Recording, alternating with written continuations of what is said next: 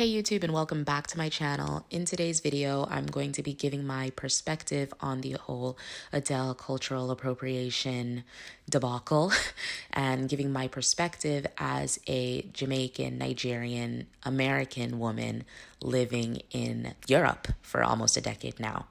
As usual, I didn't have intentions of making this video. I didn't have intentions on commenting on this issue. I don't participate in diaspora wars for obvious reasons, but I ended up having to. And I at first put my thoughts out publicly on Instagram, and they performed so well. And a lot of people said that they thought my perspective was so interesting and also in some ways eye-opening to them to some issues that I said, okay, let's put it onto YouTube. Why not kill two birds with one stone? If you guys are interested in what I think, here's my video. And please, please, please don't comment before you actually listen to what I'm saying.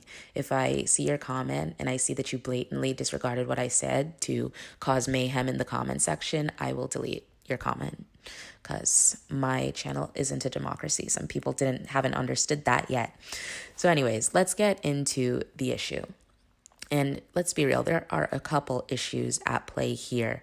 First, let's tackle the one of cultural appropriation. The real problem behind cultural appropriation is money and control. The problem is not Kim Kardashian wearing cornrows. It's that, one, when she came out with this style, she was seen as the creator of them by the wider American public. And two, she and eventually other white people and white hairstylists started making money off of them. White Americans weren't going to the Bronx to get cornrows done by a Black American hairstylist. They were paying hairstylists hundreds of dollars to get Kim Kardashian boxer braids. An Italian woman once said, "Yes, but I went to get my hair braided by a Senegalese woman, and she was so happy that I was getting my hair braided. She said that I looked great. Why is this cultural appropriation? Why would this be wrong?" Of course, the Senegalese woman was happy that you were getting braids. You were paying her to do them, and you knew they came from her culture. The way American media and culture works, no matter what, at the end of the day, the narrative will always be controlled by the white majority and profited off of by the capitalist majority, who just happens to also be majority white. Let's look at rap music.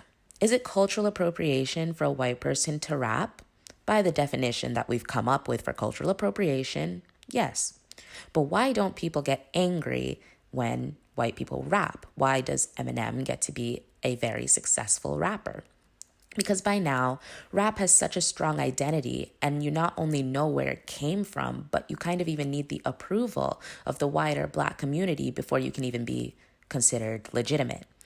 While the money is still being made by mostly white music executives, Black Americans control the narrative of rap music, very different from what happened with almost every other American genre that they invented. So let's look at the Jamaican and African reaction to the Adele situation. First of all, the fact that we're even referring to them as Jamaicans and Africans is an issue because, one, in the Jamaican sense, nobody knows the other islands. Nobody knows the name of the region. Nobody knows that, there are differences and variations and that it's a very diverse place. It's always Jamaica, and that's sad. Whereas on the other spectrum, we have Africa, a continent with over 50 countries and endless amount of ethnic groups, religion, traditions, beliefs, and we refer to them with the flattening white construct that is the name Africa. We have to look at the Jamaican and African reaction to the Adele situation. That statement in of itself is ridiculous. In the Jamaican case, Jamaicans think they are literally God's gift to Earth. They're a small island with around 3 million people, and yet everyone is always praising them and knows who they are. People think of the English-speaking Caribbean and they think of Jamaica. They are very, very proud and secure in the idea that, of course, other people can enjoy their culture. At the end of the day, Jamaicans will make the money from it, and of course, it came from Jamaica. Though this isn't their conscious thought process, that's it. Why would a Jamaican get mad when somebody else is promoting dancehall for free? You guys are going to Google dancehall, see that, okay, for that maybe one white dancehall artist you saw, there are a million Jamaican ones that have their own very unique, very hard to imitate style. And so the cultural appropriation, the issues that occur with cultural appropriation, so the money and control aspects really, it's not there in the Jamaican case. This is more or less the same in the African case, but not really, because when Black is King came out the other day, what was the backlash about? Was the issue not that non-African Beyonce was profiting off of and controlling the wider narrative of so-called African culture? This is why the word cultural appropriation came into play in that backlash, and it was Africans accusing Black Americans of it. You might not know this, but a lot of Africans, and I would actually like to stick to West Africa and East Africa, Sub-Saharan Black Africa, actually. A lot of Black Africans will consider Black Americans to essentially be the same as white Americans. We're all Oyimbo to a Nigerian. And that's a whole nother discussion for a whole nother day, but it just highlights this case. Now let's come back to Europe. When Afrobeat started becoming more mainstream a few months ago, my Black Italian friends were very, very weary. They literally said, so we can't have anything. Personally, I was of the mindset that fine, due to its nature, the audience, and even the name, I really don't feel like African people are going to be swept under the rug. I really don't feel like non-African people are going to sweep in and steal Afrobeats. Afrobeats wouldn't be Afrobeats without Black Africans. And therefore, I felt very confident in being able to make my little playlist and share my songs with even my white friends. I don't feel like that piece of culture is threatenable. But as I said, the issue here isn't about somebody taking pieces of other cultures and using it, appreciating it. That's not the true issue here. As I said, the true issue is money and power. We spend so much time and so many years asking ourselves, what is cultural appropriation? But this is the wrong question to ask. We've already defined the definition. We are already able to identify cultural appropriation, but we're not able to think critically to say whether this episode is negative or not. We don't have any criteria to say whether it's negative or not, because even the term in and of itself, identifying the term, is new. And so we're still at a point where we're just here pointing at people. We're not actually doing any critical thinking. Unfortunately, critical thinking in education systems around the world is not taught. And so this whole process, it seems to be stuck at the what is cultural appropriation question. But the real questions, the interesting questions, the productive questions would actually be questions that are more like, first of all, is there even a majority-minority dynamic? And who holds the power? Because this changes depending on your context. In the wider context of the world, honestly, white Europeans are a minority numerically to other groups. But white Europeans and white Westerners as a whole hold the power in our world. So first, is there a minority-majority dynamic, and who's holding the power? Also, another question, is a majority group exploiting for their own personal gain the minority group's culture? Is the minority's cultural impact being taken from the minority and attributed to the majority? Is the minority group being negatively affected economically or even psychologically by this so-called episode of appropriation? These are some interesting questions to be asked, but they're never the questions asked. One thing that I noticed in this whole debate is that it ended with cultural appropriation being another silly American thing, and the Americans are corrupting the world with their overly politically correct fanaticism. But I think that this is just a very easy escape route to get out from the problem that we have globally. It is far too easy to simplify and say we all have different histories and cultures, and the Americans are the worst. I know this. statement too well because I've used it here on this channel before. And while it does have some truth to it, I know that the actual effect of this statement is just that people, white people in specific, use this as a way to say, well, we're not the worst, and so therefore we don't really need to change. We don't have any imperative to change immediately, tanto gli americani. While this statement is true, we're all different, we all have different histories, the idea that the Americans are the worst and they're corrupting the world is just wrong, because European colonialism and its societal hierarchy of white supremacy was global, and it had significant impacts everywhere, not just America. In Jamaica, a country that is 95% Black African descent, and you see it when you're there. You see it. You don't see it outside of Jamaica. If you were outside of Jamaica, you'd think everybody in Jamaica looks like Rihanna and Bob Marley, but actually they look like me. In Jamaica, the first two prime ministers were white Jamaicans. When the English imported Chinese and Indian and other colonial workers to the island, they inserted them into their white, highest, Black, lowest hierarchy. And to this day, you will never find a poor white, a poor Chinese, or a poor Indian Jamaican. Poor Jamaicans are exclusively Black. Another thing, the use of skin lightening products is widespread in Jamaica amongst both men and women. It is normalized in society and encouraged by the media. Ironically, these products are made in the EU. And just to pull in another piece of my cultural baggage, in Nigeria, the percentage is closer to 70% of women use skin lightening products. My mom's boyfriend, who's in his late 40s, was telling me and Enrico that when he was our age, you could never think of seeing a dark-skinned female news anchor in Jamaica. Ever wonder why, until recently, all of the internationally famous Jamaican artists, Bob Marley, Sean Paul, Shaggy, the real big ones. Of course, we have Beanie Man and Shabba Ranking, and there are plenty of Jamaican artists because music is in the blood of Jamaican people. But I'm talking about the real international pop stars that made it globally. Did you ever look to and noticed that they're all light-skinned? They're all light-skinned, despite the fact that most people in the English-speaking Caribbean look like me. The answer is because light skin was a prerequisite up until very recently in the Caribbean to success. The lighter you were, the easier it would be to achieve success. Cue a new concept, colorism or anti-Blackness within the Black community. Jamaica is one of the places in the world, one of the many, many places in the world that is grappling with its blatant colorism and what impact that has had on its society. In 2017, there was a huge moment when Miss Jamaica wore her natural afro hair at the competition.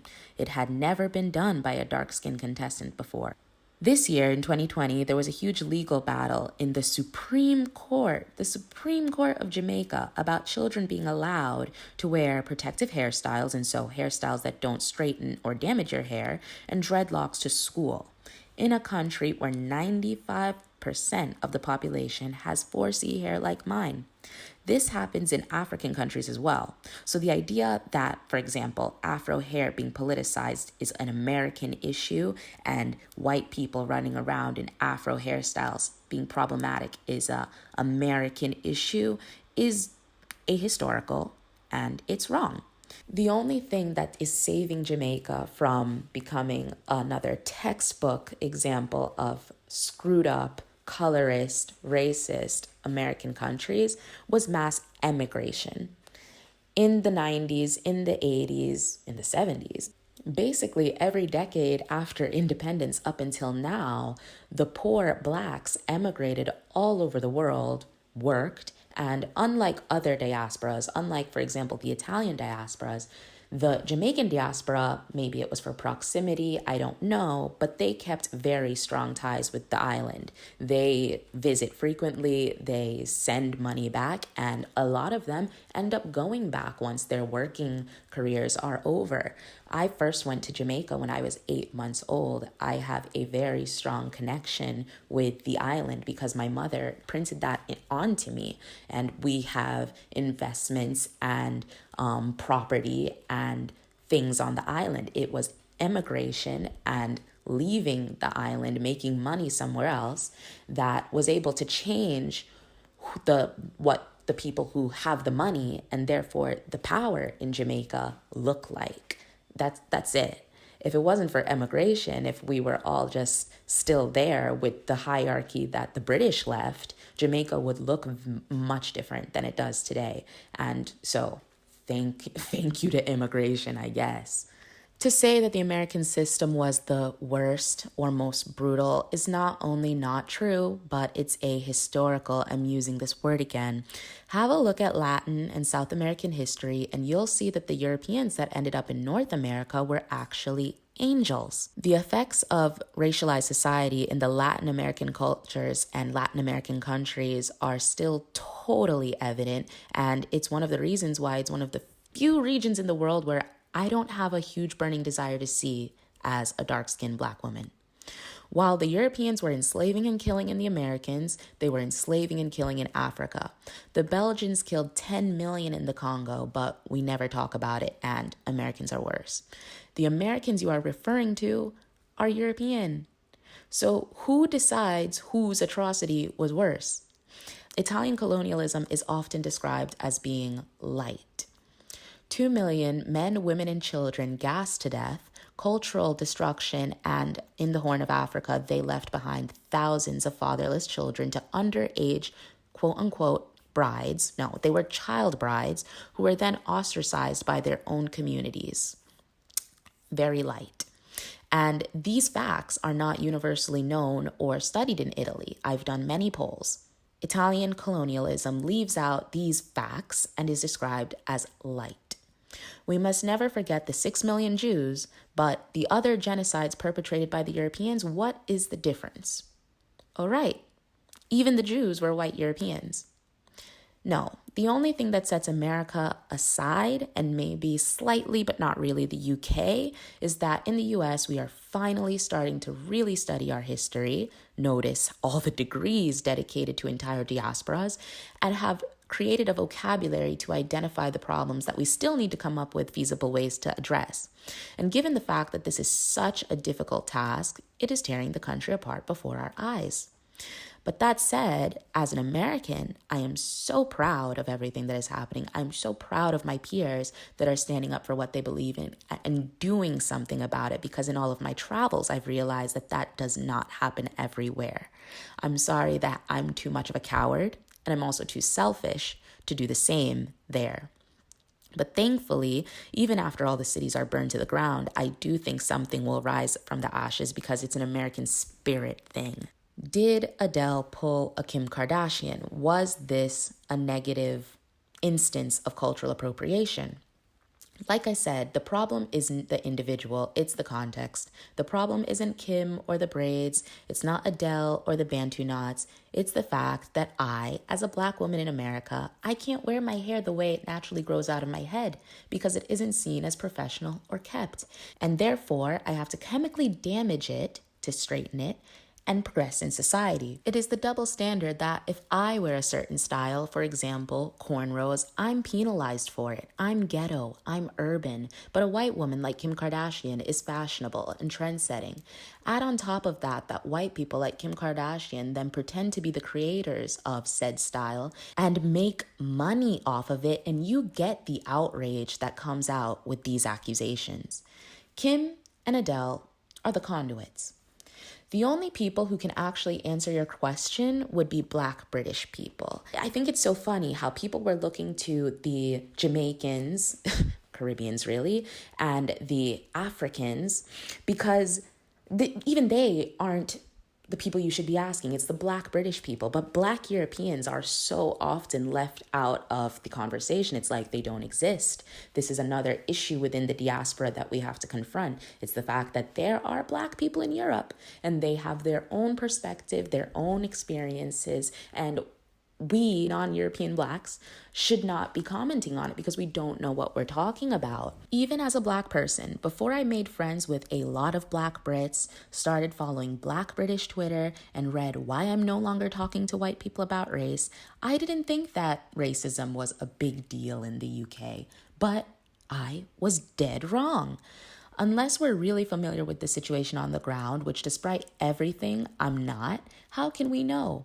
Brits have done such an amazing PR job when it comes to their racism, so really only a Black British person can look around them and tell you if this instance of cultural appropriation damages them based on the criteria I mentioned. It certainly doesn't damage Jamaicans or Bantu people. There are a few problems with this diaspora war. If you're unfamiliar with the term diaspora war, it's where different segments of the African diaspora argue over something on the internet, most notably Twitter.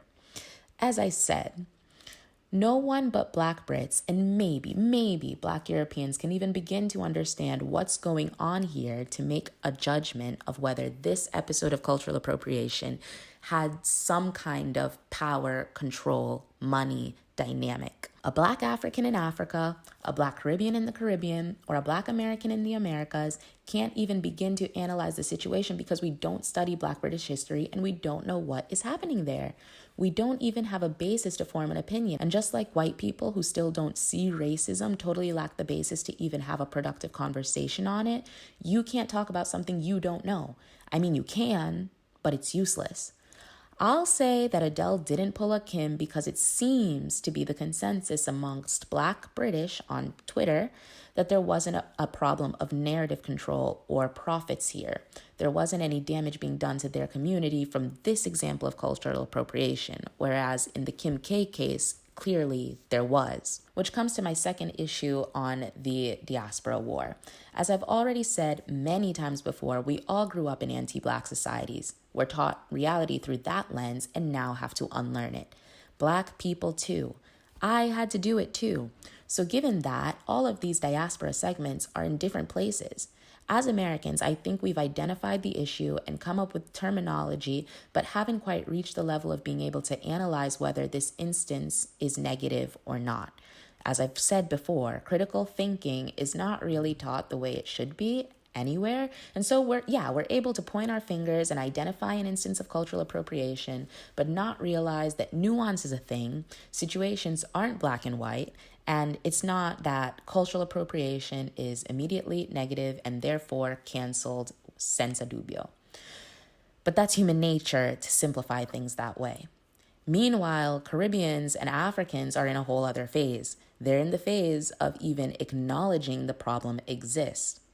All this to say, Africans and Caribbeans shouldn't even have been consulted because they know nothing about Black British culture and Black British history. Refer back to the second half of my video if you must, in case you already forgot all of the examples I gave.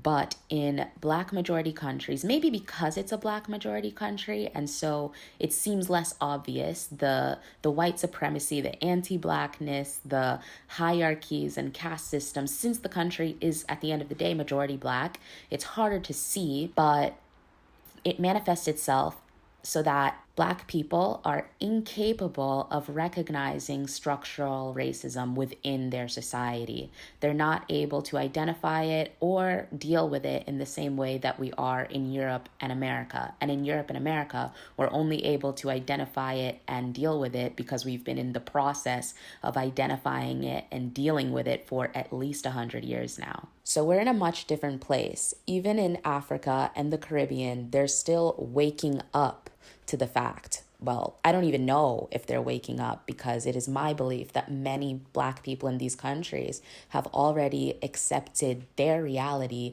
as second class, less advantaged citizens in their own countries. If you go to Africa, if you go to the Caribbean, you will see that white people and lighter people are treated much better than the Black natives of that country.